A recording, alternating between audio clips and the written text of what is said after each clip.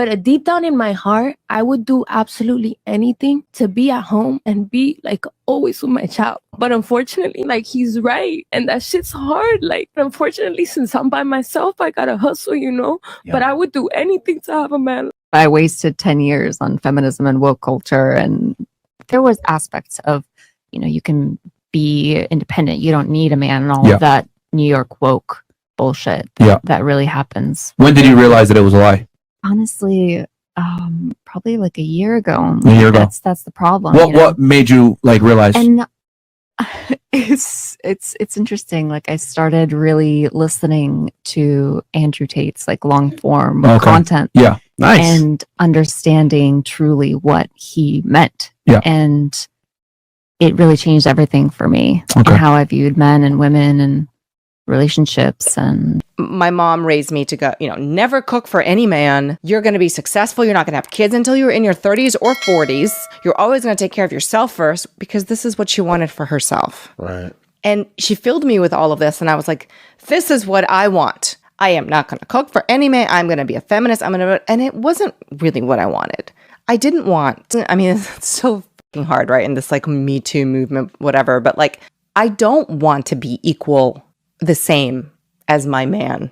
I think that there is a man and there is a woman, and I think that's okay. We don't do the same things and we don't serve the same function in a household. But I didn't really know myself well enough to know that I am much more traditional, I realized, than I wanted to be cooler than I am. It's a mistake. I lived quite a feminist lifestyle for quite some time. What do you mean you lived a feminist lifestyle? I'm independent financially and all of those things, and I kind of pursued my career for a really long time. I pursued my academics for a really long time. I really appreciate all of that. I think as you get older, you realize how unfulfilling all of those things are, and when you're sold that dream for a really long time, you're so convinced that that can't wait, and you're so convinced that marriage, kids, and becoming all of those things that are more traditional can wait, when really biologically it's the other way around. What is your opinion on modern day feminism? Because I think it is one of the most harmful things to women. Also, how do we combat that along with harmful views on men? We're teaching our men to not be masculine. And I'm not a big fan of feminism in any form.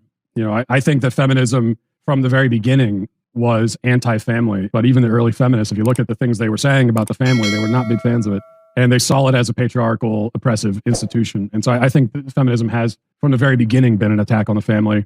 And it's just that as it has lingered on like a cancer, the cancer has spread and gotten more malignant. And so that's what we're experiencing today. There are some feminists, I think a small minority, who are realizing that all the trans stuff and the gender theory stuff is completely undermining everything they've worked for the past 100 years, even though most of what they worked for is pretty terrible in and of itself. If I were to look for like one bright spot, it might be there. But I just don't know if those feminists tend to be shouted down and ripped to shreds pretty quickly. So I just wanted to end on some kind of positive note. That's as far as I could get.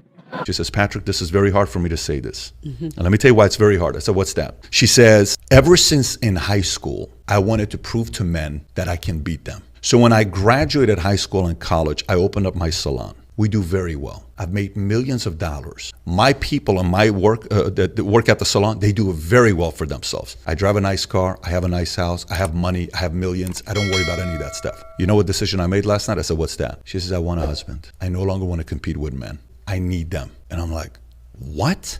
She's saying this in front of 2,000 people with her sister sitting right next to her. And now she's getting emotional. How many 65-year-old women do we have to hear saying that I march with the feminist movement and I bought into the fact that men are the enemy? I've never been married. I'm alone and I'm miserable and I wish I would have never bought into that philosophy. And this is why all the single masculine women that are in their 40s are mad.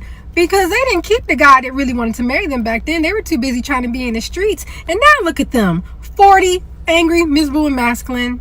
You chose wrong. Blame yourself. Alright guys, thank you so much for coming back to my channel. I still don't understand why a lot of feminists regret being feminist, and the fact that they regret it at a stage where it is almost too late is very, very sad. I don't know if I'm missing something, but why are a lot of feminists tending to regret being feminist? I don't get it. What am I missing? Why are they regretting? Is this something anyone is not telling us?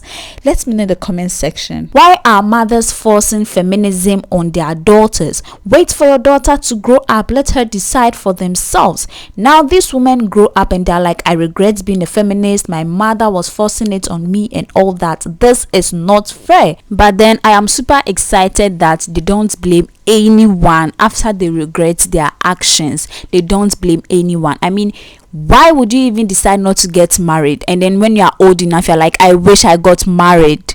I don't even know much about feminism, but I think it is time women stop thinking men are evil. Men are not the evil ones here. You are your own problem. Now guys, let me know in the comment section. Do you know of any feminists? How do they behave? Are they regretting their actions now? Please share it with us in the comment section. This is where I'm ending today's video. Please make sure you subscribe to this channel, like this video for me, and share it as well. I hope to see you in my next video. Make sure you stay safe out there. Bye.